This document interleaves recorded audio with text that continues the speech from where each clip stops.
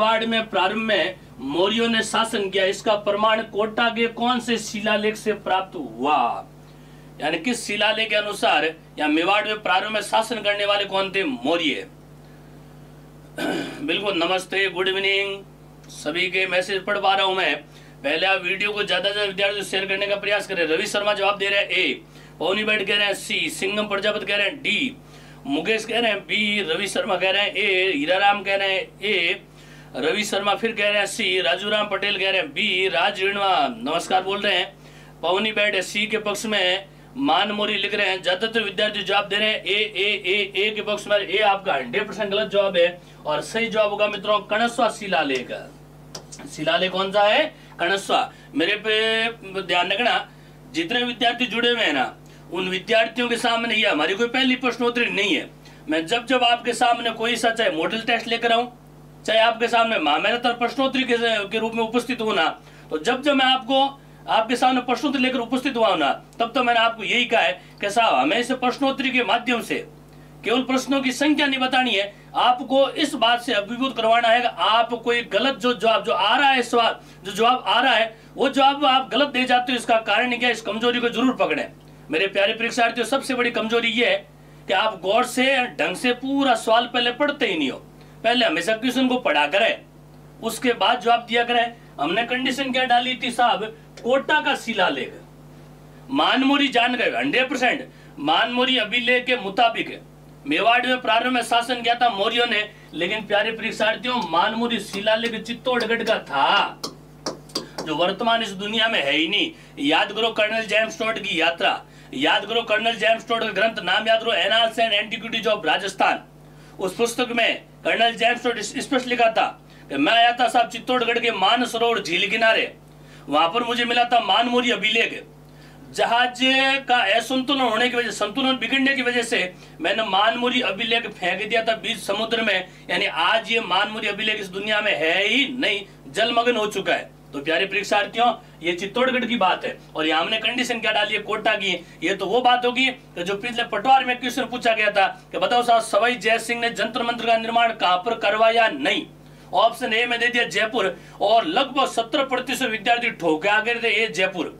कारण क्या? वो नहीं तक पहुंचे नहीं, ऊपर जयपुर था, नीचे जंतर मंत्र था। तो प्यारे परीक्षार्थियों ऐसा ना किया करें, पहले ढंग से पूरे सवाल को पढ़ा करें, उसके बाद ही जवाब दिया करें। तो मित्रों मानमोरी चित्तौड़गढ़ का है और कणस्वा शिलालेख कहां का? कोटा का है। याद करो साहब धवल मौर्य, कौन सा मौर्य था? धवल मौर्य का शिलालेख कौन सा? कणस्वा।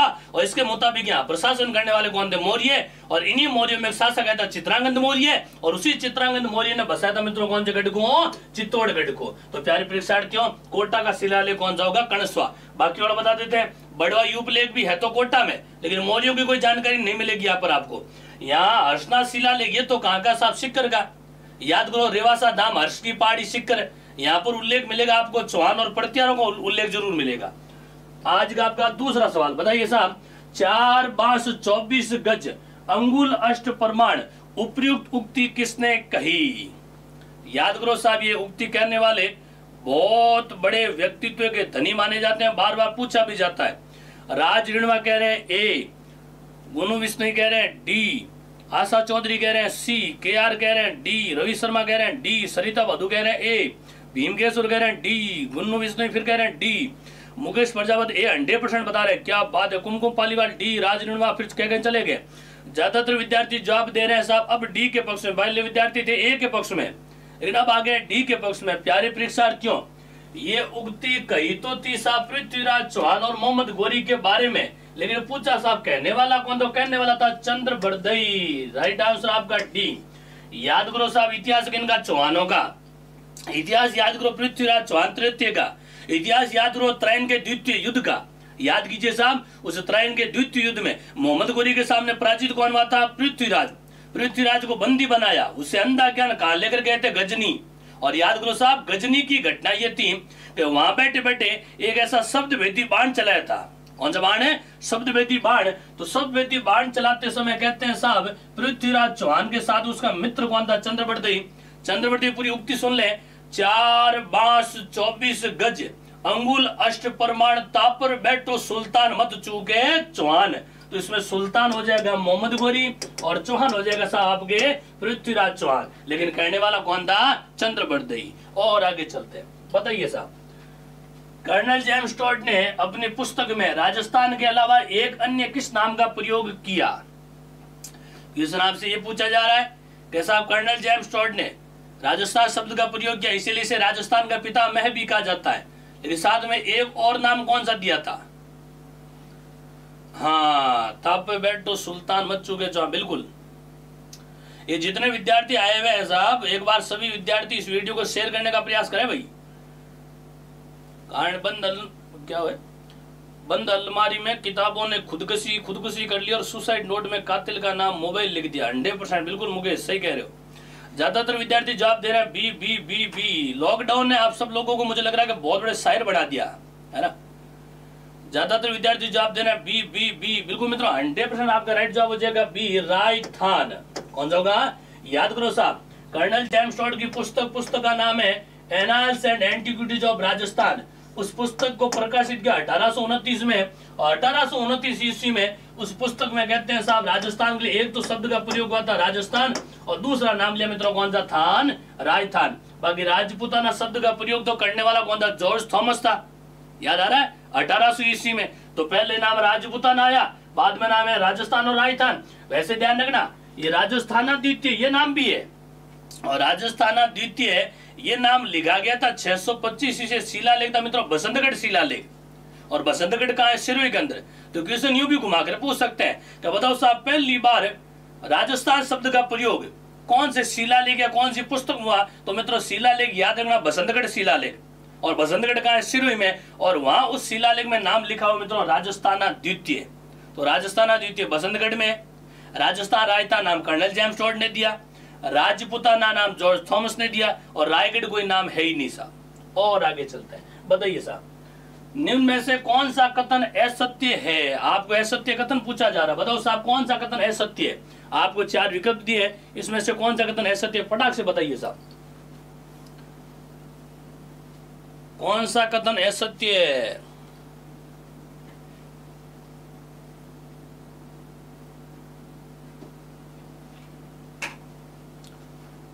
ज्यादातर विद्यार्थी जवाब दे रहे हैं साहब बी बी बी बी के पक्ष में, बी के पक्ष में, बी के पक्ष में, बिल्कुल। कई ए भी कह रहे हैं ज्यादातर विद्यार्थी, कई सी भी कह रहे हैं, कई ए कई बी और सी। क्या बात है, जैसे जैसे समय बढ़ता है वैसे वैसे कंपटीशन और ज्यादा बढ़ जाता है। भीम केस और ए कह रहे हैं, और मीना जी वो ए कह के चले गए हैं। ज्यादातर विद्यार्थी जवाब बी का दे रहे हैं।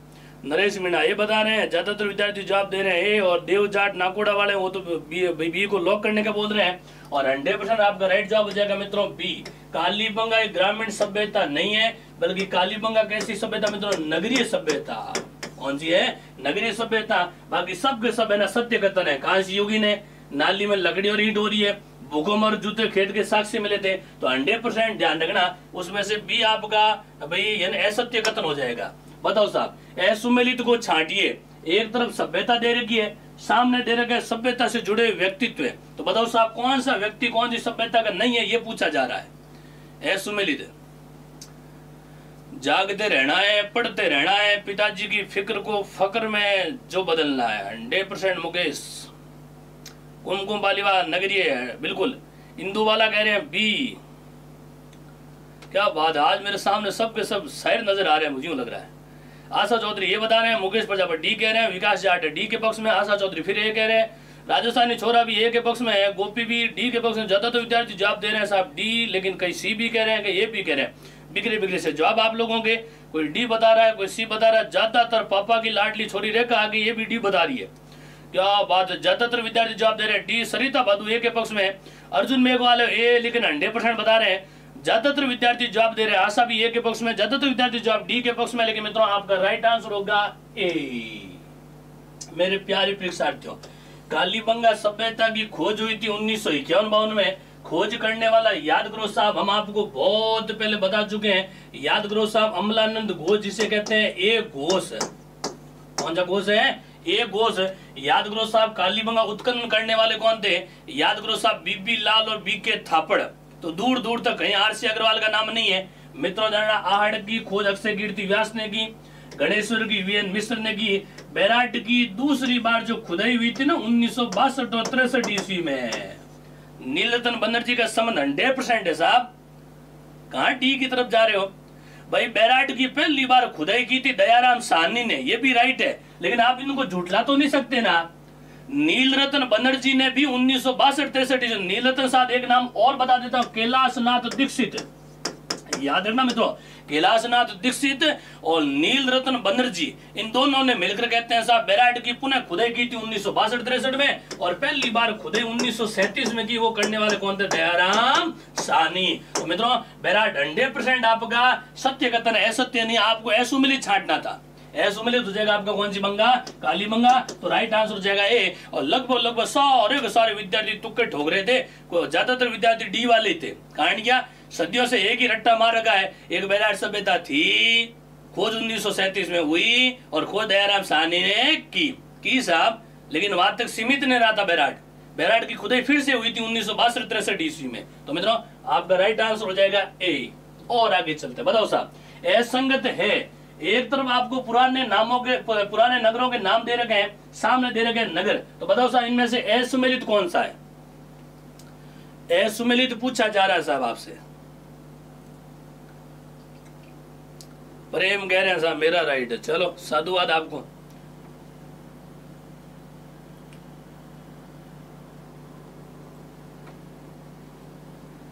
भीमकेश्वर डी बता रहे हैं, नित्य नक्तेश है वो सी के पक्ष में है, पौनी बैठ सी बता रही है, गुड्डी है वो गुड इवनिंग कह रही है।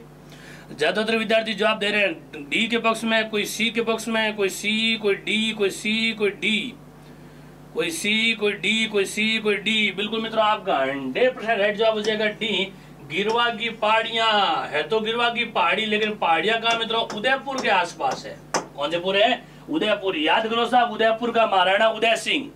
याद करो साहब अकबर का आक्रमण 1567 ईस्वी में। याद करो साहब उदय सिंह जिस समय चित्तौड़ छोड़कर गया था ना, उस समय गया था गोगुंदा और गिरवा की पहाड़ियों में। याद आ रहा है? तो गोगुंदा और गिरवा की दोनों पहाड़ियां है ना, वो पहाड़ियां कौन से पुर में है? उदयपुर में। बाकी सब के सब राइट है साहब। और आगे चलते हैं, बताओ साहब, राजस्थान एकीकरण के दौरान प्रथम चरण मत्स्य संघ का उद्घाटन कहां पर हुआ? बीएसटीसी के लाइक सवाल पूछे और शानदार सवाल है और तय साहब, इसमें से 5-7 सवाल तो आने ही आने, बताइए साहब।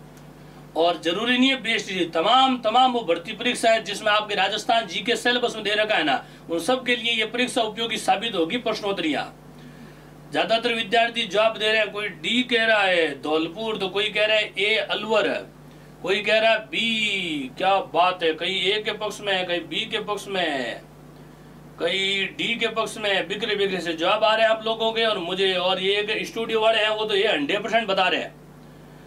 ज्यादातर विद्यार्थी जवाब दे रहे हैं साहब, कहीं सी भी कह रहे हैं। मित्रों मत्स्य संघ में चारों ही रियासतें आई थी, अलवर भी आई थी, भरतपुर भी आई थी, करौली आई थी, धौलपुर आई थी, लेकिन इसका उद्घाटन हुआ था मित्रों भरतपुर में। तो राइट आंसर आपका बी। याद करो साहब भरतपुर का दुर्ग का नाम है लोहागढ़ दुर्ग, और लोहागढ़ वर्तमान का भरतपुर में। वैसे एक बात हम आपको और बता दें, राजस्थान एकीकरण के दौरान चरण कितने थे? 7 चरण, और 7 में से ध्यान रखना 4 चरणों का क्या हुआ था? उद्घाटन।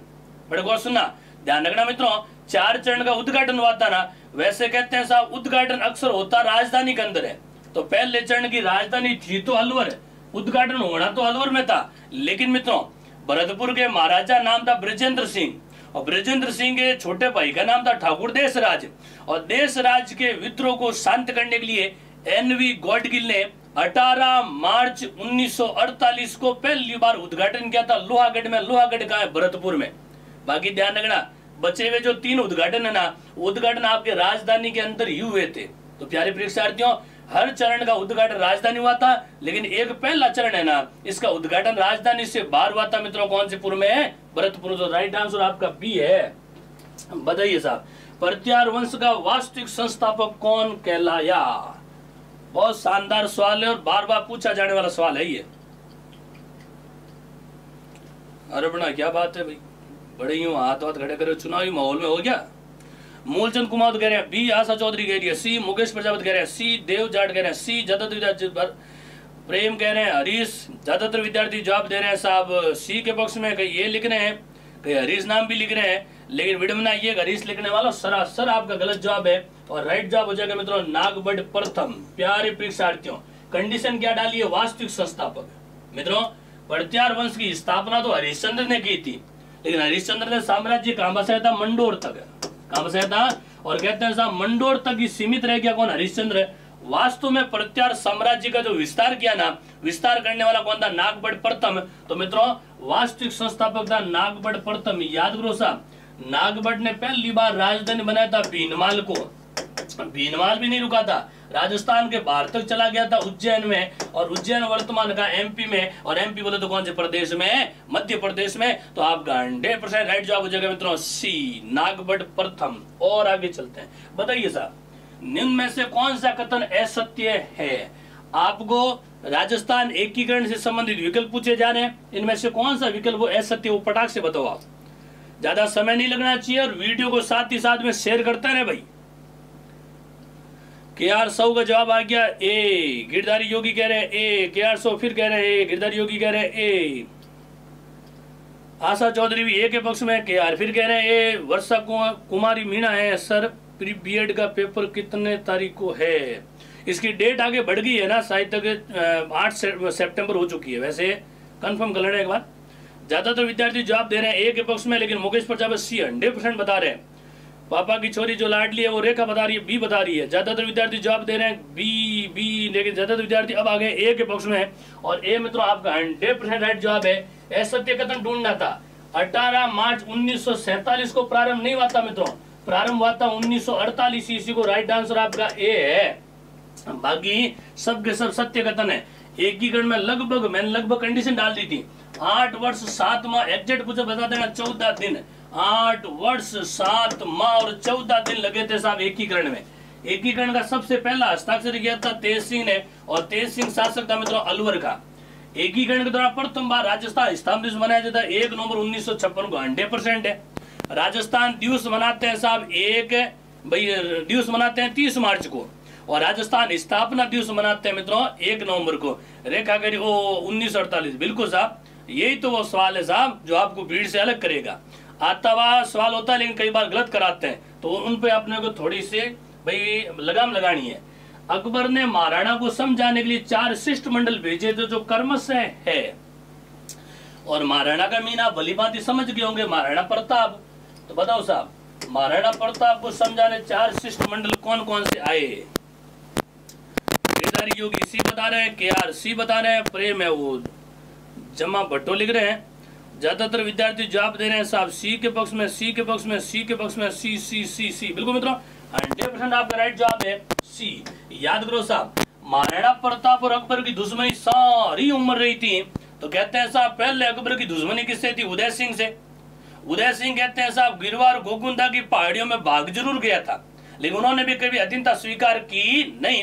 तो उदय सिंह की मृत्यु के बाद अकबर ने फरमान भेजा महाराणा प्रताप को, कह दिया साहब प्रताप जी आप मेरी क्या स्वीकार करो अधीनता। लेकिन कहते हैं साहब महाराणा प्रताप ने जब अधीनता स्वीकार करने से इनकार किया ना, तो उसी समय अकबर ने कहते हैं साहब प्रताप को समझाने 1 नहीं बल्कि 4 शिष्टमंडल भेजे थे। सबसे पहले गया था जलाल खां, उसके बाद गया था मान सिंह कछावा, उसके बाद गया था तीसरी बार भगवंत दास, और चौथी बार गया था टोडरमल। तो राइट आंसर आपका सी है। इसे आप शॉर्ट में कहेंगे कहते हैं वो जमा भट्टो।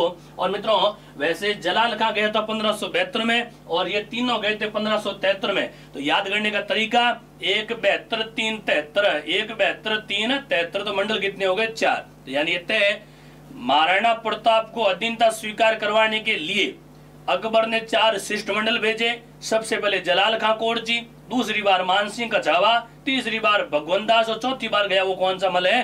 टोडरमल है। और आगे चल रहे हैं। आवाज सही नहीं आ रही, ये बोल रहे हैं दिक्कत आ रही है क्या आवाज में? मारवाड़ के किस शासक को जहांगीर का नमूना कहा जाता है? मारवाड़ के किस शासक को जहांगीर का नमूना कहा जाता है? देखा गया नेक्स्ट, क्या नेक्स्ट? ये ज्यादातर विद्यार्थी जवाब लिख रहे हैं साहब विजय सिंह, नाम लिख के दे रहे हैं। कई विद्यार्थी ए के पक्ष में है, कई विद्यार्थी डी के पक्ष में है, तो कई विद्यार्थी बी के पक्ष में है। कई ए, कई बी, कई डी। योगी बी के पक्ष में, आशा बी के पक्ष में, ज्यादातर विद्यार्थी जवाब दे रहे हैं। बी के पक्ष में सरिता बहादुर, डी के पक्ष में ज्यादातर विद्यार्थी जवाब दे रहे हैं साहब। बी और डी में कंफ्यूज है मित्रों। आपका राइट जवाब हो जाएगा विजय सिंह। याद करो साहब, विजय सिंह की पासवान, नाम याद करो गुलाब कौर। कौन सी कौर थी? गुलाब कौर के प्रेम में ये इतने प्रेरित थे तो गुलाब कौर को तो कहा जाता था मारवाड़ की नूरजहां, मारवाड़ की नूरजहां, और विजय सिंह को कहा जाता था जहांगीर का नमूना। और आगे चलते हैं, बताइए साहब, मारवाड़ में मान सिंह के शासक बनने से की पूर्व में भविष्यवाणी करने वाले थे, तो बताओ साहब, यानी किस एक महान व्यक्ति ने मान सिंह के शासक बनने से पहले भविष्यवाणी कर दी कि शासक मान सिंह ही बनेगा?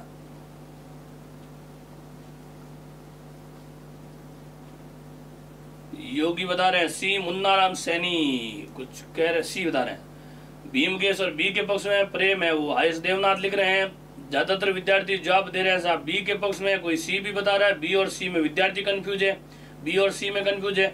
आवाज में दिक्कत आ रही है क्या? बीच में विद्यार्थी कह रहे थे भाई आवाज सही नहीं आ रही, एक बार आवाज सही नहीं आ रही तो विद्यार्थी बता दे भाई आवाज सही नहीं आ रही, और सही आ रही है तो फिर थम्स अप कर दें। ज्यादातर विद्यार्थी बी और सी में कंफ्यूज है, कोई देवनाथ बता रहा था, कोई जलंधर नाथ बता रहा। मित्रों आपका राइट जवाब हो जाएगा B, IS Devnath. IS Devnath कहते हैं साहब, जिस समय मारवाड़ में शासक बने थे, याद करो मान सिंह के बड़े भाई नाम था भीम सिंह। भीम सिंह के शासक बनने के बाद मान सिंह ने विद्रोह किया, और विद्रोह करते सीधे चले गए थे भाद्राजुन की पहाड़ियों में, और भाद्राजुन का है जालोर में, और उन्हीं भाद्राजुन की पहाड़ियों में कहते हैं साहब मान सिंह की मुलाकात हुई थी नाथ संप्रदाय के संत से। और नाथ संप्रदाय के संत कौन थे? आयुष देवनाथ। और उसी समय आयुष देवनाथ ने कहा कि सूर्य उदय होने का इंतजार करें, यानी सूर्य अस्त होने दें और सूर्य उदय होने का इंतजार करें, और सूर्य उदय होते आपके पास समाचार आ जाएंगे कि मारवाड़ का शासक बनेगा वो मान सिंह, आपके राज्याभिषेक की क्या जाएगी सूचना। ऐसा ही हुआ। तो कहते हैं साहब भाद्राजुन की पहाड़ियों में आयुष देवनाथ के कहने के बाद दूसरे दिन मान सिंह के शासक बने के समाचार यूं आ गए कि मान सिंह के बड़े भाई भीम सिंह की अकाल क्या हो चुकी थी? मृत्यु हो चुकी थी।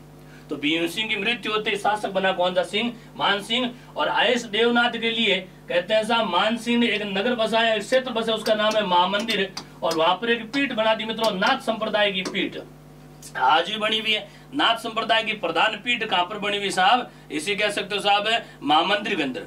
जलंधर नाथ, अरे साहब नाथ संप्रदाय के बहुत बड़े संत, यानी मारवाड़ के क्षेत्र के सबसे बड़े संत जलंधर नाथ थे, लेकिन जलंधर नाथ के शिष्य का नाम था आयुष देवनाथ। तो मान सिंह को आशीर्वाद देने वाले आयुष देवनाथ थे, ध्यान रखें। और आगे चलते हैं, बताइए साहब, निम्न में से राजपुताने का कर्ण कहलाया, यानी किस शासक को राजपुताने का कर्ण कहा जाता है? फटाक से चलिए, समय बहुत कम रहा है, स्पीड थोड़ी सी बढ़ा देते हैं। राजपुताने का कर्ण किसे कहा जाता है, ये पूछा जा रहा है। कई ये बता रहे हैं आप जोधपुर महामंदिर, बिल्कुल महामंदिर जोधपुर में। ज्यादातर विद्यार्थी जवाब दे रहे हैं ए के बॉक्स में, लेकिन कई विद्यार्थी डी भी बता रहे हैं। कोई ए राजस्थानी छोरा राय सिंह लिख रहा है। ज्यादातर विद्यार्थी कंफ्यूज है साहब, कोई ए, कोई बी, कोई सी, कोई डी। मित्रों आपका राइट आंसर हो जाएगा सी, राय सिंह। याद करो प्यारे परीक्षार्थियों, जयपुर में कवि का नाम है मुंशी देवी प्रसाद, और मुंशी देवी प्रसाद ने राय सिंह को कहा था राजपुताने का कर्ण। याद करो मित्रों, कलयुग का कर्ण पूछे ना तो आपको बताना साहब लूणकर्ण। कलयुग का कर्ण तो कौन है? लूणकर्ण है। लेकिन ध्यान रखना राजपुताना का कर्ण पूछे तो कौन सा सिंह है? राय सिंह। तो राइट आंसर आपका सी होगा। बताओ साहब, बीकानेर में वह शासक जिसने प्रजा प्रतिनिधि सभा की स्थापना की। बीकानेर का वह शासक जिन्होंने प्रजा प्रतिनिधि सभा की स्थापना की, वो कौन थे? फटाक से जवाब दीजिए। बिल्कुल के यार सब वो कलयुग के कर्ण थे।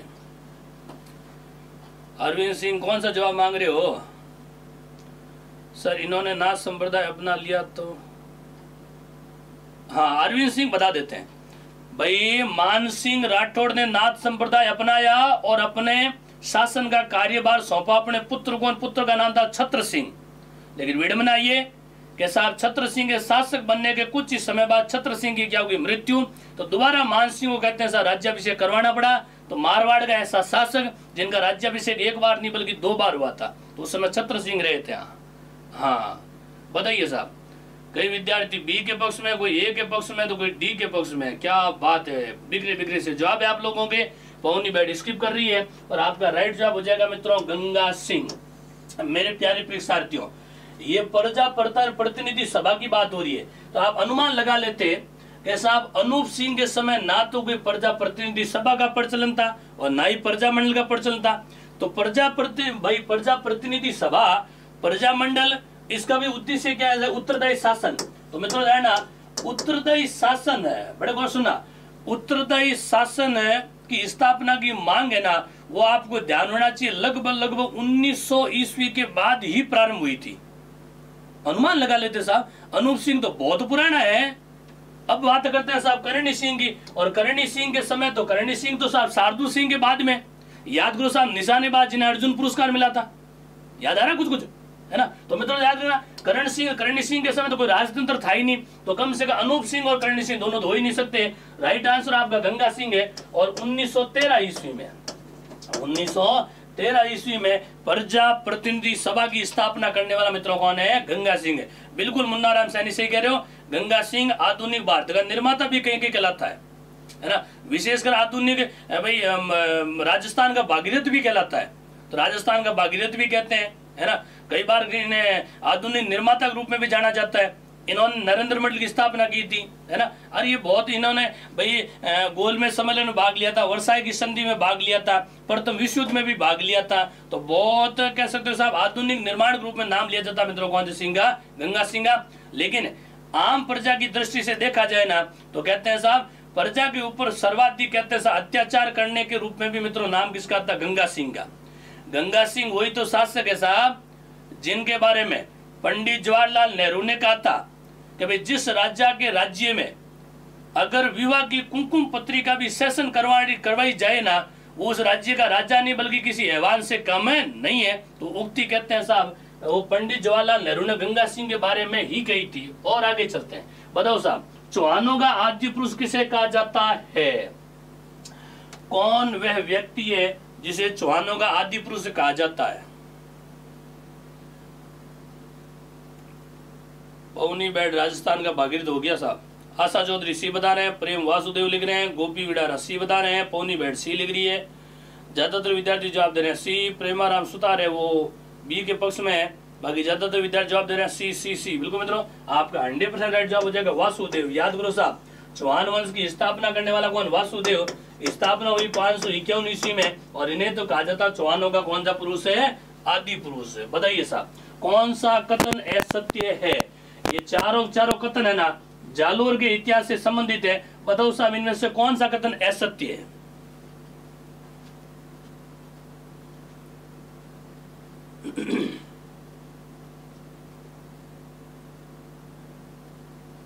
फटाक से जवाब आना चाहिए साहब, जवाब में आपकी देरी आने लग गई यार।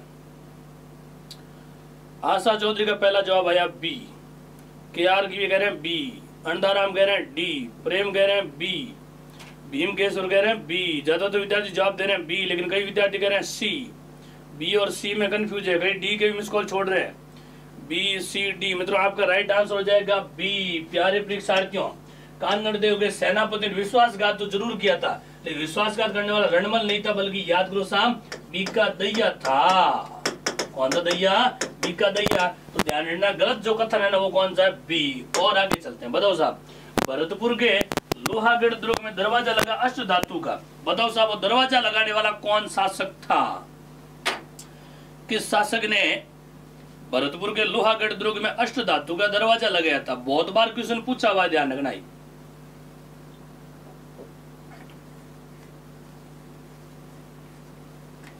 क्या बात है, ज्यादातर विद्यार्थी जवाब दे रहे हैं बी बी बी। देव जाट कह रहे हैं डी 100% साहब। बाकी ज्यादातर विद्यार्थी जवाब दे रहे हैं बी के पक्ष में, बी के पक्ष में, बी के पक्ष में। लेकिन अब विद्यार्थियों ने अपना रुख मोड़ दिया, आ गया डी के पक्ष में। D D D D D D D. बिल्कुल मित्रों डी आपका 100% राइट जवाब है।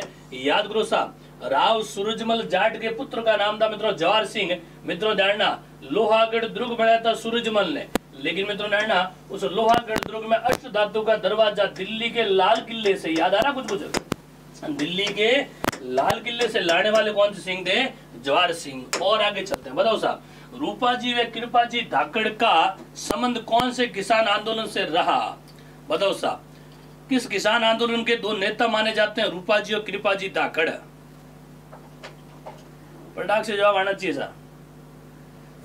हाँ भी बीमार हैं, गुड इवनिंग। प्रेम कह रहे हैं बेगू, केआर कह रहे हैं सी, केआर फिर सी, आशा चौधरी भी सी, भीम कह रहे हैं सी, ज्यादातर विद्यार्थी जवाब दे रहे हैं सी। कई विद्यार्थी ये भी बता रहे हैं मुकेश खोकर ए के पक्ष में, पर कई विद्यार्थी सी के पक्ष में। सी बिल्कुल मित्रों 100% आपका राइट जवाब है बेगू किसान आंदोलन। याद करो साहब, बेगू मेवाड़ का आंदोलन था और बेगू वर्तमान का मित्रों चित्तौड़गढ़ में, कौन से गढ़ में, याद करो साहब, मैनाल में एक छोटा सा गांव था गोविंदपुरा गांव, याद आ रहा कुछ। उसी गोविंदपुरा गांव में फ्रेंच अंग्रेज ने अंधाधुंध क्या चलाई थी, गोलियां, वहां 2 धाकड़ शहीद हुए, उसमें से एक का नाम है रूपाजी धाकड़ और दूसरे का नाम है कृपाजी धाकड़। वैसे ध्यान रखना राजस्थान में बिजोलिया, ध्यान रखना बिजोलिया किसान आंदोलन में सर्वाधिक भाग लेने वाले जो किसान थे ना, वो ध्यान रखना धाकड़ जाति के थे। तो सर्वाधिक किसान धाकड़ कहाँ थे, तो बताना बिजोलिया में। लेकिन 2 धाकड़ रूपाजी और कृपाजी का संबंध पूछा जाए ना, तो इनका संबंध था मित्रों बेंगू किसान आंदोलन से। और आगे चलते हैं, बताइए साहब भारत का दूसरा जलियांवाला बाग हत्याकांड कहलाया। बिल्कुल प्रेम सिंह, बोलसेक समझौता कहलाया था। ठाकुर ने समझौता कर लिया लेकिन महाराणा ने समझौते को रद्द कर दिया था। सही कह रहे हो। पौनी बेड ये बता रही है, लोकेश सेन ये बता रहे हैं, मुन्ना राम ये कह रहे हैं, धीरज भाटी बी बता रहे हैं, ज्यादातर विद्यार्थी जवाब दे रहे हैं B B B B B, लेकिन कई विद्यार्थी सी बता रहे हैं, कोई नीमड़ा बता रहा है तो कोई ये बता रहा है मानगढ़, कोई मानगढ़ के पक्ष में है तो कोई नीमोचना पक्ष में, कोई नीमड़ा के पक्ष में। बच्चे कुछ विद्यार्थी डी का तो कोई जवाब नहीं है, चलो अच्छी बात है। बाकी ज्यादातर विद्यार्थी जवाब दे रहे हैं साहब B B B B B B B B. बिल्कुल बिल्कुल मित्रों 100% आपका राइट जवाब है नीमोचना कांड। याद करो साहब अलवर में 1925 ईस्वी में, याद करो साहब छज्जू सिंह ने किसानों पर अंधाधुंध क्या चलाई थी, गोलियां। तो उसी समय याद करो महात्मा गांधी जी ने कहा था कि यह साहब दूसरा जलियांवाला बाग हत्याकांड, इसे कहते हैं दोहरी डायरशाही। दोहरी डायरशाही है ना। और दूसरा जलियांवाला कांड, दूसरा मीन पहला और वास्तविक जो जलियांवाला कांड हुआ था ना, वो तो हुआ था मित्रों अमृतसर में। अमृतसर कहाँ मित्रों, पंजाब के अंदर। तो पहला और वास्तविक वो तो हुआ था 1919 ईस्वी में, हुआ था कहाँ साहब आपके पंजाब में। लेकिन भारत का दूसरा जलियांवाला कांड वो कौन सा, नीमोचना है। नीमोचना वर्तमान का अलवर के अंदर है। याद करो साहब एक किसान नेत्री का नाम सुना होगा, सीता देवी।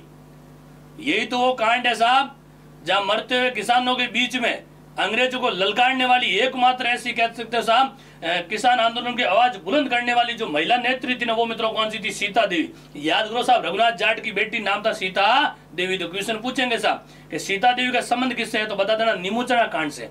अब ध्यान रखना राजस्थान का जलियांवाला कांड पूछे तो बताना मानगढ़, है ना। और आगे चलते हैं, बताओ साहब निम्न में से कौन सा स्थल तेजाजी से संबंधित नहीं है। एक ऐसा स्थान है जो तेजाजी से संबंधित नहीं है। समय बहुत तेजी से बढ़ रहा है, पटाख से जवाब देते जाइए भैया। बताओ साहब कौन सा ऐसा स्थान है जिसका संबंध तेजाजी से नहीं है, ये पूछा जा रहा है आपसे। डी डी डी डी ज्यादा जवाब दे रहे हैं डी के पक्ष में, डी के पक्ष में, डी के पक्ष में, डी डी डी। तेजपाल सी बता रहे हैं। बाकी विद्यार्थी ज्यादातर डी के पक्ष में है। तेजपाल लीलावत फिर सी बता रहे हैं। ज्यादातर विद्यार्थी डी के, राजस्थानी छोरा तो डी 100% लिख रहा है। बिल्कुल मित्रों 100% आपका राइट जवाब है, इनमें से कोई नहीं। यानी इसका तात्पर्य हो गया ये सब के सब स्थान तेजाजी से संबंधित है। जन्म खरनाल में हुआ, तेजाजी का पशु मेला परबसर में लग रहा है। तेजाजी का अन्य स्थल बासी दुगारी में, बासी दुगारी वर्तमान का बूंदी में। 2-3 नाम और याद रखना, तेजाजी ने बलिदान दिया वो गाँव था सुरसुरा गाँव था। उस गाँव का नाम आजकल सेंद्रिया भी हो गया है। सेंद्रिया वर्तमान का ब्योर में, ब्योर का अजमेर में। और तेजाजी के सर्वाधिक थान है ना वो कहाँ बने हुए हैं, अजमेर के अंदर बने हुए हैं। तो प्यारे परीक्षार्थियों ये तेजाजी के स्थान सभी स्थान तेजाजी के माने जाते हैं। बताओ साहब राजस्थान में सती निवारण अधिनियम प्रथम बार कब और कहां लागू हुआ, कब हुए, कहां पर लागू हुआ, ये पूछा जा रहा है। बताओ साहब राजस्थान सती निवारण अधिनियम कब और कहां पर पहली बार लागू हुआ, ये पूछा जा रहा है। पटाख से जवाब आना चाहिए।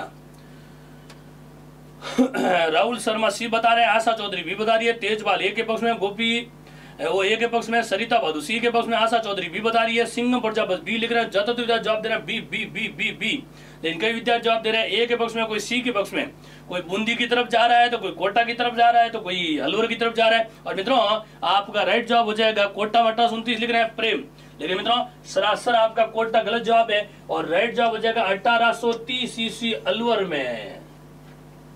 और आप याद कीजिए इसी सती निवारण अधिनियम को लेकर एक सवाल मैंने पिछली जो प्रश्नोत्तरी हुई थी ना पटवार वाली, वहां भी पूछा था और मैंने स्पष्ट बताया था कि कोटा में सती निवारण अधिनियम लागू हुआ था 1856 ईस्वी में।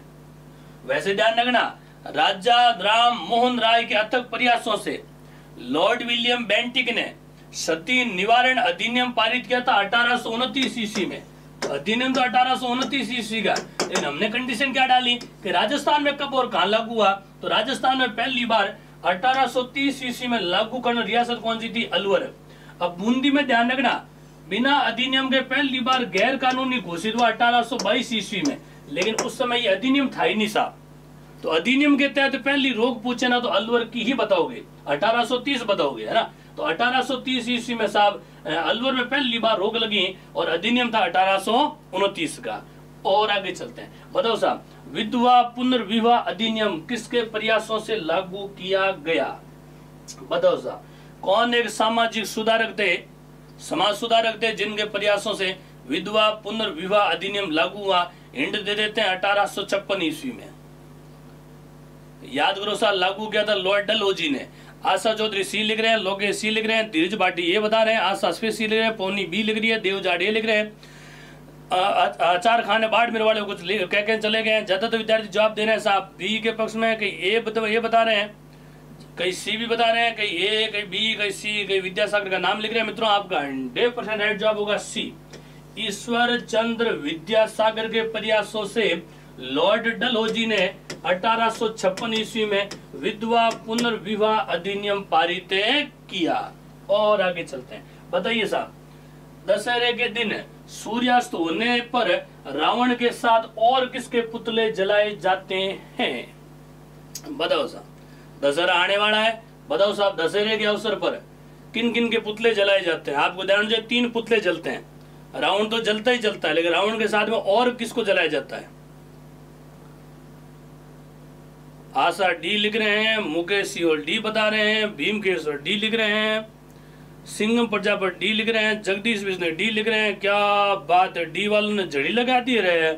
मनोज एक सी के पक्ष में है, वो थोड़े से हटकर चल रहे हैं, पता नहीं साथ में। हाँ लेकिन इतना तो आपको ध्यान होना चाहिए, पुतला एक नहीं होता, पुतले 3 होते हैं, इतना तो ध्यान ही होगा भाई। किन किन विद्यार्थियों को इस बात का पता है कि साहब रावण के साथ में 2 पुतले और होते हैं, पटाख से हाँ मैं लिख के पटाख से जवाब दीजिए आप। किन विद्यार्थियों को पता है कि साहब रावण के साथ में 2 पुतले और टोटल 3 पुतले जलाए जाते हैं। पौनी को पता है, सिंघम प्रजापति कह रहे हैं हमें पता है, भरत कह रहे हैं वो हमें पता है, ज्यादातर विद्यार्थी कह रहे हैं मुझे नहीं पता, ये चंदन है, छगन है, कुछ कह के चले गए। बिल्कुल मित्रों आपको ध्यान होने 3 पुतले हैं, रावण के साथ भाई उसका कुंभकर्ण और रावण का पुत्र मित्रों याद रखना मेघनाद। मेघ है रावण का भाई हो गया, कुंभकर्ण है और रावण का पुत्र मित्रों कौन है, मेघनाद। तो राइट आंसर आपको जाएगा मित्रों डी। और वैसे ध्यान रखना ये सब के सब रावण के परिवार से ही है। ये जो मैं आपके सामने राशन कार्ड लेकर आया हूं ना, ये राशन कार्ड पूरा रावण का ही है साहब। मित्रों ना रावण के भाई का नाम कुंभकर्ण है, बहन का नाम शूर्पणखा है, मेघनाद उसके पुत्र का नाम है, अक्षय कुमारी रावण का पुत्र है, कुंभकर्ण और अहि रावण दोनों ध्यान रावण के भाई है। और एक भाई नाम याद रखो विभीषण, याद है ना। तो रावण के भाई तो बहुत सारे थे, लेकिन ये जो मैं लेकर आया ना 4 विकल्प में, अगर विकल्प कोई 5-7 होते ना तो मैं तो आपको पूरे परिवार का राशन कार्ड बता देता, लेकिन जितने में ये 4 विकल्प में जितने व्यक्ति आए ना ये सब के सब में तो रावण के फैमिली से ही थे। तो आज आपके सामने रावण के पूरे फैमिली मेंबर बैठे, ये समझ लो। और आगे चलते हैं, बताइए साहब प्रबोधनी 11 कब मनाई जाती है, प्रबोधनी 11 कब मनाई जाती है ये पूछा जा रहा, फटाक से जवाब आना चाहिए।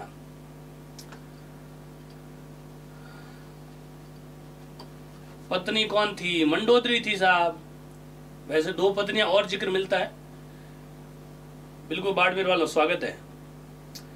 सिंघम भी बता रहे हैं, राजा राम ये बता रहे हैं, ममता कुमारी सुपर लिख रही है। ज्यादातर विद्यार्थी जवाब लिख रहे हैं साहब ए और बी के बस में, कोई ए बता रहा है तो कोई बी लिख रहा है, लेकिन कई विद्यार्थी कार्तिक लिख रहे हैं तो कोई डी भी लिख रहा है। ज्यादातर विद्यार्थी इसमें कंफ्यूज है साहब, कोई बी, ज्यादातर विद्यार्थी बी वाले हैं मित्रों। आपका 100% राइट जवाब होगा मित्रों कार्तिक शुक्ल एकादशी जिसे कहते हैं 11, और इसे तो कहा जाता है, याद करो साहब, देव उठनी 11। याद आ रहा कुछ कुछ? देव उठनी 11 और देव सैनी 11 पूछे ना, कौन सी है? देव सैनी पूछल बतानी आषाढ़ शुक्ल एकादशी।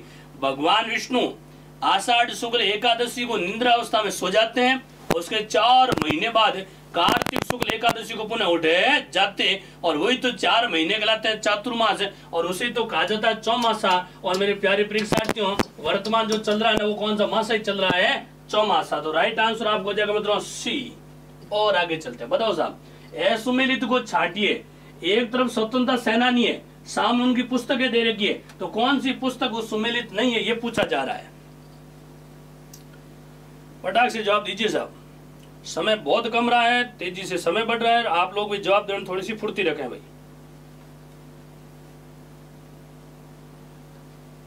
काल चल रहा है, कोई नहीं, काल है तो सुकाल आ जाएगा, चिंता ना करें। आशा डी बता रही है, धुलेश्वर यादव है वो डी के पक्ष में है, आशा भी फिर डी कह रहे हैं, मुकेश सियोल है वो डी के पक्ष, ज्यादा जवाब दे रहे हैं डी और सी, कई कह रहे हैं डी, कई कह रहे हैं डी।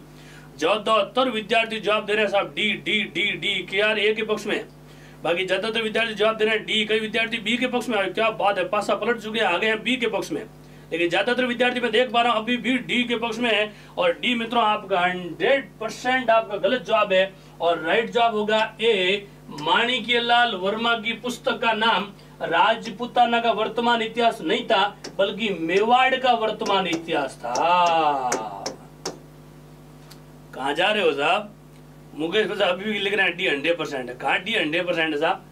माणिक्यलाल वर्मा की पुस्तक का नाम था मेवाड़ का वर्तमान शासन, यहाँ लिखा राजपुताना, बाकी सब के सब सही है।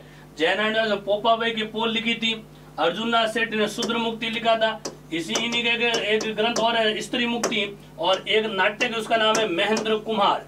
उसी प्रकार केसरी सिंह बारड ने रूठी रानी लिखा, प्रताप चरित्र लिखा, दुर्गादास चरित्र लिखा, और सबसे बड़ा याद रखना चेतावनीरा चुंगटिया, चेतावनीरा चुंगटिया। तो ये सब के सब ध्यान रखना, तीनों विकल्प सही थे, असत्य छाटना था, तो राइट आंसर आपको हो जाएगा मित्रों ए। और आगे चलते हैं, बताइए साहब, निम्न में से शिशु रक्षक देवी कहलाई कौन एक देवी जो शिशु रक्षक है? बिल्कुल आजाराम, कल 100% टेस्ट है, समय वही रहेगा।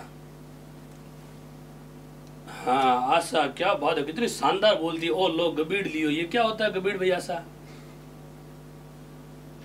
कहां से लेकर आते हो रेड डिक्शनरी ऐसी? ज्यादातर विद्यार्थी जवाब दे रहे हैं, कोई ए के पक्ष में, कोई बी के पक्ष में, कोई डी के पक्ष में, A B D A B D A B D. मित्रों आपका राइट जवाब होगा बी, माउली माता, जिन्हें कहते हैं महामाया माता। कौन सी माया है? महामाया माता, ये है शिशु रक्षक देवी। वैसे बीमार व्यक्ति स्वस्थ होता है बड़ली माता के मंदिर में, मूड की झपट में आया बीमार व्यक्ति स्वस्थ होता है बधाना माता के मंदिर में, लेकिन आपकी कंडीशन क्या थी? शिशु रक्षक देवी, और शिशु रक्षक देवी कहलाती है महामाया। मंदिर बना है मावली में, और मावली वर्तमान है मित्रों उदयपुर के अंदर। और आगे चलते हैं, बताइए साहब, सुमेलित कीजिए। एक तरफ आपको संप्रदाय के नाम दे रखे हैं, सामने उनके संस्थापक दे रखे हैं, तो कौन सा संप्रदाय किसका संस्थापक, मतलब किस संप्रदाय का संस्थापक कौन है, ये आपको बताना है, और पटाख से बताइए, ज्यादा समय नहीं है, पटाख से जवाब आना चाहिए। ज्यादातर विद्यार्थी जवाब दे रहे हैं साहब, अच्छा ऑफिशियल दे रहे हैं, मुझे लग रहा है। कीर्तन भादु का जवाब आ गया ए। ज्यादातर विद्यार्थी जवाब दे रहे हैं साहब ए के पक्ष में, ए के पक्ष में। कई ए लिख रहे हैं, कई डी लिख रहे हैं, कई सी लिख रहे हैं, कई सी के पक्ष में, कई ए के पक्ष में, कोई डी के पक्ष में, कोई ए, कोई डी, कोई सी, कोई ए, कोई डी, कोई सी। बिक्री बिक्री से जवाब आ रहे हैं आप लोगों के, कोई डी के पक्ष में, कोई ए के पक्ष में, कोई सी के पक्ष में। मित्रों आपका 100% राइट जवाब होगा सी। 3 1 4 2। कैसे? सुनो, गौड़ीय संप्रदाय का संस्थापक है मित्रों संत गौरांग महाप्रभु चैतन्य, तो 1 का 3 हो गया। निष्कलंक संप्रदाय संस्थापक है संत माऊजी, तो हो गया आपका 1 है ना। अलग संप्रदाय संस्थापकों ने लालगिरी, तो हो गया मित्रों 4। निरंजन संप्रदाय संस्थापकों ने संत हरिदास, हो गया 2। तो आपको देना 3 1 4 2, 3 1 4 2, तो राइट आंसर आपको जाएगा मित्रों सी। और आगे चलते बताइए साहब, असुमेलित को छाटिए। एक तरफ वाद्य यंत्र के नाम दे रखे हैं, सामने की श्रेणी दे रखी है, तो कौन सा वाद्य यंत्र कौन सी श्रेणी का नहीं है, ये आपको बताना है। फटाक से बताइए साहब, और ये बिल्कुल हमारे क्लासेज के भाई ऑफिशियल जो साइट है ना, उससे बार बार आपसे अनुरोध किया जा रहा है इस वीडियो को शेयर करने का प्रयास करें भाई। जितने ज्यादा प्रतिभागी होंगे उतनी ज्यादा प्रतिस्पर्धा बढ़ेगी, और जितनी ज्यादा प्रतिस्पर्धा बढ़ेगी उतना बेहतर परिणाम भी आएगा। ज्यादातर विद्यार्थी जवाब दे रहे हैं साहब बी क्लास रुक रही है सर जी, कहाँ रुक रही है? ज्यादातर जवाब दे रहे हैं B B B B B बी, क्या बात है, बी के पक्ष में, बी के पक्ष में, बी के पक्ष में, सी भी लिख रहे हैं। और मित्रों बी आपका 100% गलत जवाब है। राइट जवाब होगा मित्रों तासा। मेरे प्यारे परीक्षार्थी ऐसो मेरी तो पूछा है, तासा ध्यान रखना, तथ्य तार से बना नहीं होता है, चमड़े से बना होता है, श्रेणी होती है अवनति। श्रेणी कौन सी है? अवनति। तो राइट आंसर आपका ये है। मुझे लग रहा है कोई दुराचारी शक्ति आपके ऊपर विराजमान हो चुकी है, तो थोड़ा सा सही जवाब देने का प्रयास करें। ज्यादातर विद्यार्थी गलत जा रहे थे। बिल्कुल मित्रों, मृदंग अवनति है, इसे तालवाद्य भी कह सकते हो आप लोग। खड़ताल घन है या धातु से बना, मोरचंग फूंक से बजने वाला वो है सुशीर, और तासा चमड़े से बना वाद्य यंत्र कहलाता मित्रों अवनद्य। और प्यारे परीक्षार्थियों, ये तासा तो फिलहाल ही प्रयोग लिया था। याद करो साहब, मोहर्रम के महीने में एक सवारी निकाली जाती है, ताजिए की सवारी, और उसी ताजिए की सवारी में वाद्य यंत्र बजाया जाता है, वो कौन सा है? तासा। और आगे चल रहे हैं, बताइए साहब, निम्न में से कौन सा नृत्य व्यवसायिक है? एक ऐसा नृत्य जो व्यवसायिक है वो कौन सा है? बफरिंग हो रही है क्या?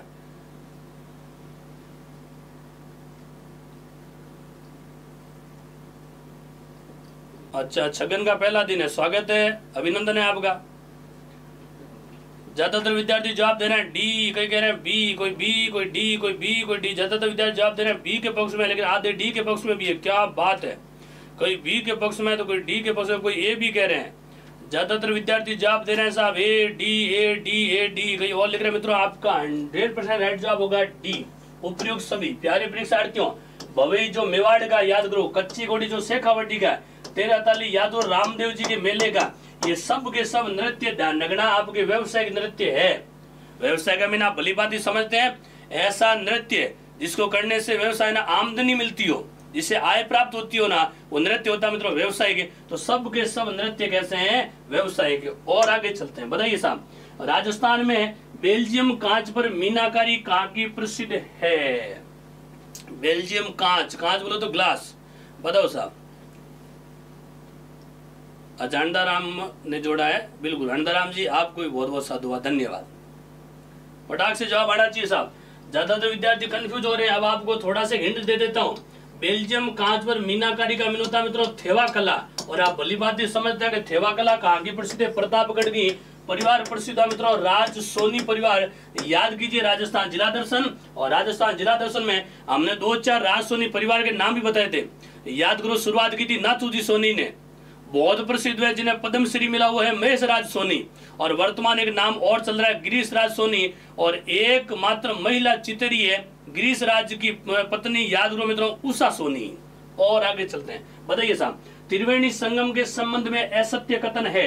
मैं आपको हिंट दे दूं, ये सब के सब त्रिवेणी संगम है। बताओ साहब, इसमें से असत्य कौन सा है ना? असत्य आपसे पूछा जा रहा है, फटाक से जवाब आना चाहिए। समय बहुत तेजी से बढ़ रहा है, मैंने आपको पहले ही कहा था कि जीके में 5 से 7 सेकंड का समय लगना चाहिए। बिल्कुल क्या सा हूं, हरे रंग के कांच पर सोने की नक्काशी करना, उसी तो कहते हैं साहब थेवा कला।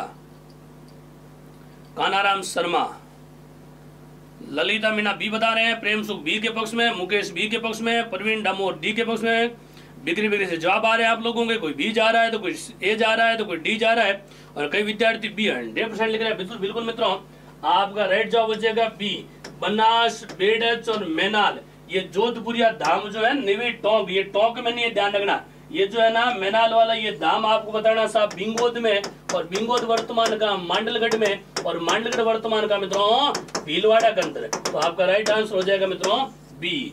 और आगे चलते हैं, बताइए साहब, राजस्थान में कुल नमक उत्पादन सांबर झील में कितने प्रतिशत होता है? नमक उत्पादन पूछा जा रहा है साहब, टोटल नमक उत्पादन कितना होता है? हम आपको हिंट दे दें, टोटल पूरे हिंदुस्तान में नमक उत्पादन का 8.7% केवल सांबर से होता है, लेकिन यहाँ राजस्थान की कंडीशन पूछी जा रही है। और पूरे भारत में राजस्थान में 12% नमक उत्पादन होता है, उसमें से 8.1% तो मात्र केवल सांभर का ही है। बिल्कुल मित्रों, आपका राइट जवाब हो जाएगा 72% है। आपको राजस्थान पूछा प्यारे परीक्षार्थियों, 8.7% ये तो पूरे भारत का राजस्थान में सांभर झील से मिल रहा है। गलत दिशा में जा रहे हो आप लोग। पहले क्वेश्चन की ड्राफ्टिंग ढंग से पढ़ा करें और उसके बाद जवाब दिया करें। कंडीशन डालिए साहब राजस्थान में, तो राजस्थान में ध्यान रखना कुल नमक उत्पादन का 72% नमक होता है सांभर से। सांभर वर्तमान कहाँ है? जयपुर में। बाकी भारत का टोटल नमक पूछे उसमें से 8.7% किससे हो रहा है? सांभर से। और आगे चलते हैं, बताइए साहब, पुष्कर झील किनारे महिला घाट का निर्माण कब करवाया गया? शानदार सवाल, बहुत ही सरल सवाल। और हम आपको हिंट दे दें, इस महिला घाट का तो दूसरा नाम है जनाना घाट, इसी का तो वर्तमान नाम हो गया गांधी घाट। बताओ साहब ये घाट कब बना था? और हम आपको हिंट दे दें, ये अंग्रेज महारानी ने बनाया था मित्रों, याद कीजिए, क्वीन मेरी, मैडम मेरी भी कहा जाता है। कोई बी के पक्ष में, कोई सी के पक्ष में, कोई स्किप कर रहे हैं। ज्यादातर विद्यार्थी जवाब दे रहे हैं साहब बी और सी का। बिल्कुल मित्रों, आपका 100% राइट जवाब होगा सी। 1911 ईस्वी में मैडम मेरी ने घाट बना, उस घाट का नाम है जनाना घाट, उसी का नाम है महिला घाट। यहाँ पर महात्मा गांधी की अस्थियों का विसर्जन हुआ, इसीलिए इस घाट का दूसरा नाम है गांधी घाट। तो मित्रों, घाट का नाम जनाना था, जनाना का नाम हो गया गांधी, तो गांधी जनाना, जनाना ही गांधी, गांधी जनाना, जनाना ही गांधी। तो घाट एक है, नाम कितने हैं? 2। और आगे चलते हैं, सवाई माधोपुर, करौली, धौलपुर का सीमावर्ती क्षेत्र जो अरावली व विंध्याचल की मिलन स्थली कहलाता है। यानी कौन सा एक ऐसा स्थान है जो आपके भाई इस धौलपुर वाला जो सीमावर्ती क्षेत्र उसमें अरावली और विंध्याचल की पहाड़ियों को जोड़ रहा है, बस उस क्षेत्र को क्या कहा जाता है, ये पूछा जा रहा है।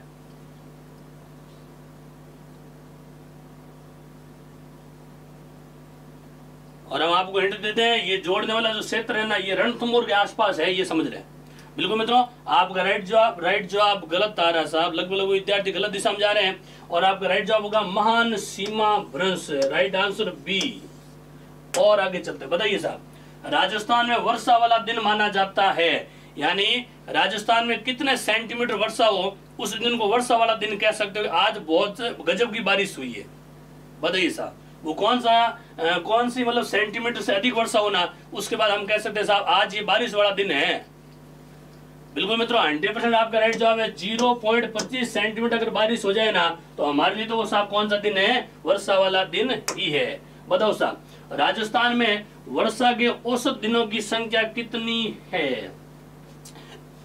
365 दिन में से राजस्थान में औसतन कितने दिन बारिश हो जाती है, पूछा जा रहा है आपसे। ज्यादातर विद्यार्थी जवाब दे रहे हैं बी, कई लिख रहे हैं ए, कई बी, कई ए, कई बी, कई ए। बिल्कुल मित्रों, आपका राइट जवाब हो जाएगा डी, 29 दिन। कितने हैं? 29 दिन, या 365 दिन में से 29 दिन आपके औसतन बारिश होती है अपने राजस्थान में। बताओ साहब, छबड़ा थर्मल पावर स्टेशन को जलापूर्ति किस परियोजना से होती है? छबड़ा, याद करो साहब, 12 वाला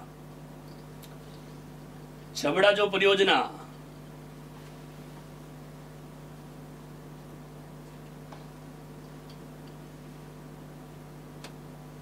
ज्यादातर विद्यार्थी जवाब दे रहे हैं साहब बी बी बी। बिल्कुल मित्रों, आपका 100% राइट जवाब है बी, लासी जो परियोजना नहीं है, परियोजना मित्रों कहाँ की है? 12 की।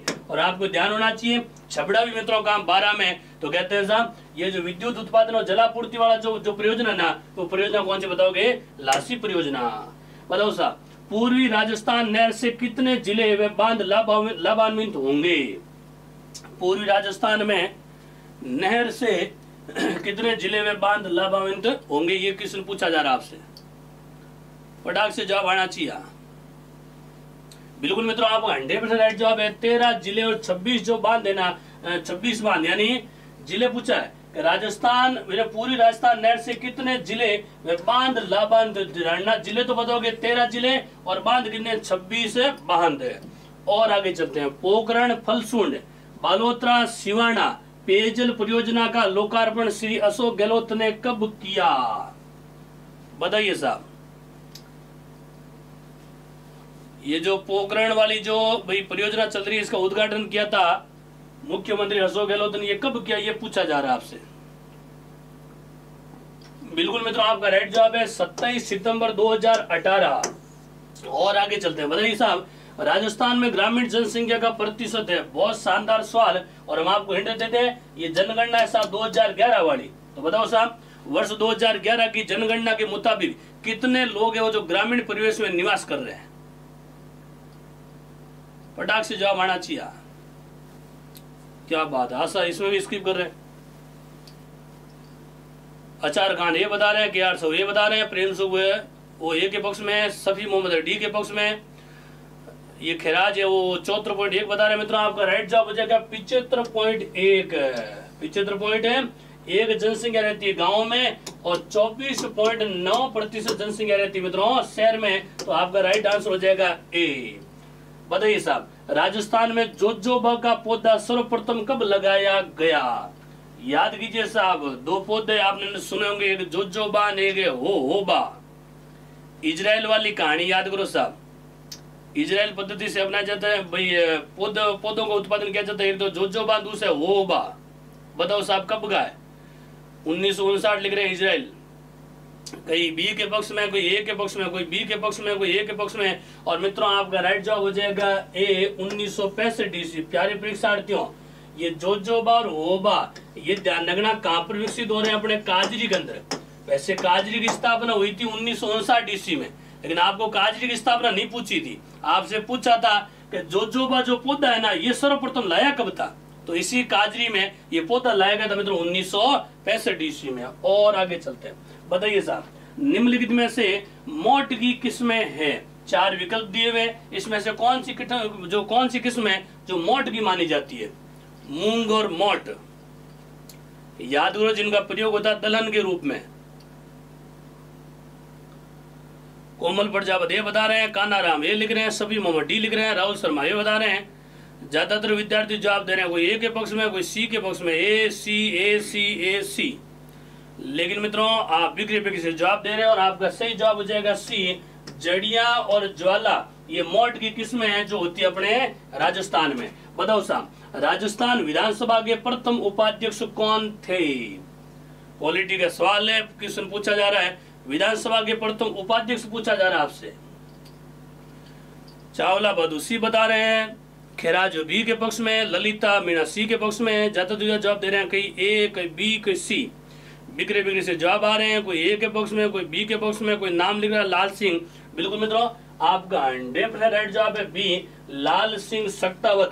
कई विद्यार्थी सी बता रहे हैं, नरोत्तम लाल जोशी। उनको हम बता दें, नरोत्तम लाल जोशी ध्यान रखना उपाध्यक्ष नहीं थे बल्कि अध्यक्ष थे। तो प्रथम विधानसभा अध्यक्ष पूछे तो नरोत्तम लाल जोशी है, उपाध्यक्ष पूछा तो उपाध्यक्ष बताओगे लाल सिंह है सक्तावत। और आगे चलते हैं। बताइए साहब, निम्नलिखित में से कौन सा या फिर कौन से गैर संवैधानिक पद है जिनका संविधान में कोई उल्लेख नहीं है? बताइए साहब, संविधान में जिन पदों का उल्लेख नहीं है वो किसने पूछा जा रहा है आपसे? मोनू मीणा सी बता रहे हैं, सफी मोहम्मद ए कह रहे हैं, पवन चौधरी वो सी बता रहे हैं, सुबह से वो डी के पक्ष में, कई विद्यार्थी सी, कई ए। अब ज्यादा विद्यार्थी जवाब दे रहे हैं ए के पक्ष में। ए। बिल्कुल मित्रों आपका 100% राइट जवाब है। आपको ध्यान होना चाहिए, उप मुख्यमंत्री यानी डिप्टी सीएम और संसदीय सचिव है, ये कोई संवैधानिक पद है नहीं है। तो राइट आंसर आपको हो जाएगा ए। बताइए साहब, पंचायतों को संविधान में शामिल करने हेतु कौन सा संविधान संशोधन लागू किया गया? और आपको ध्यान होना चाहिए, पंचायत राज के नाम आते हैं। फिलहाल पंचायत राज के इलेक्शन भी चल रहे हैं, चुनाव भी चल रहे हैं। तो बताओ साहब, ये चुनाव वगैरह हो रहे हैं ना, ये कौन से संविधान संशोधन के तहत हुए थे? बिल्कुल मित्रों 100% आपका राइट जवाब है सी, 73वां संविधान संशोधन है ना, उस संशोधन के तहत कहते हैं साहब कौन से? पंचायतों को संविधान में शामिल करने हेतु संशोधन किया गया। बताइए साहब, जवाहरलाल नेहरू द्वारा सर्वप्रथम पंचायती राज व्यवस्था का उद्घाटन नागौर में किया गया, उस समय राजस्थान के मुख्यमंत्री कौन थे? बताइए साहब, पंचायत राज का उद्घाटन याद कीजिए साहब 1959, 2 अक्टूबर 1959। बताओ साहब उस समय मुख्यमंत्री कौन थे? बिल्कुल मित्रों 1954 बाद लगातार मुख्यमंत्री कौन थे? मोहनलाल सुखाड़िया। तो राइट आंसर आपको हो जाएगा मित्रों सी। बताइए साहब, अब तक कितनी बार अनुच्छेद 356 के तहत राजस्थान में राष्ट्रपति शासन घोषित किया गया? राष्ट्रपति शासन है वो कितनी बार घोषित हो चुका अपने राजस्थान में? 2 बार लगातार। तो आपको ध्यान होना चाहिए सत्ता परिवर्तन की वजह से ही हो गया था। बिल्कुल मित्रों, आपका राइट जवाब हो जाएगा 4 बार। ये आपका राइट जवाब। बताइए साहब, वर्तमान में राजस्थान राज्य मानवाधिकार आयोग के अध्यक्ष कौन है? फिलहाल बने हैं साहब राजस्थान में राज्य मानवाधिकार आयोग के अध्यक्ष। 3 बार नहीं है, 4 बार राष्ट्रपति शासन लग चुका है अपने यहाँ। बताइए साहब, मानवाधिकार आयोग के अध्यक्ष कौन है? ज्यादातर विद्यार्थी जवाब दे रहे हैं, कई ए के पक्ष में, कई बी के पक्ष में, कई गोपाल कृष्ण नाम भी लिख रहे हैं। ए बी ज्यादा विद्यार्थी ये कंफ्यूज, कोई ए के पक्ष में, कोई बी के पक्ष में है। कई विद्यार्थी सी बता रहे हैं। मित्रों, आपका राइट जवाब हो जाएगा सी, गोपाल कृष्ण व्यास है ना, वो वर्तमान अपने मानवाधिकार आयोग के अध्यक्ष है। बताइए साहब, राजस्थान में ऊर्जा का कौन सा स्रोत सर्वाधिक प्रचुर मात्रा में उपलब्ध है? ऊर्जा का कौन सा स्रोत है जो राजस्थान सर्वाधिक प्रचुर मात्रा में? ये तो आप अनुमान है ना, अपने जलवायु और वातावरण को देखकर भी लगा सकते हो। बिल्कुल मित्रों, 100% आपका राइट जवाब है बी, सौर ऊर्जा। और आगे चलते हैं। बताइए साहब, शुष्क वन अनुसंधान संस्थान यानी आफरी कहां पर स्थित है? थोड़ी देर पहले हमने चर्चा की थी जोजोबा की जो काजरी में। अब आपसे सवाल पूछ लिया आफरी का। बताओ साहब, आफरी कहां पर है? बहुत ही शानदार सवाल है और मैं तो कह सकता हूं आज की प्रश्नोत्तरी का सबसे सरल सवाल ही यही है। बिल्कुल मित्रों, काजरी के बिल्कुल निकट ही आपके आफरी और दोनों कौन से पुर में है? जोधपुर में। तो राइट आंसर आपको हो जाएगा बी। तो मित्रों, ये थे आपके राजस्थान जीके से संबंधित 50 सवाल।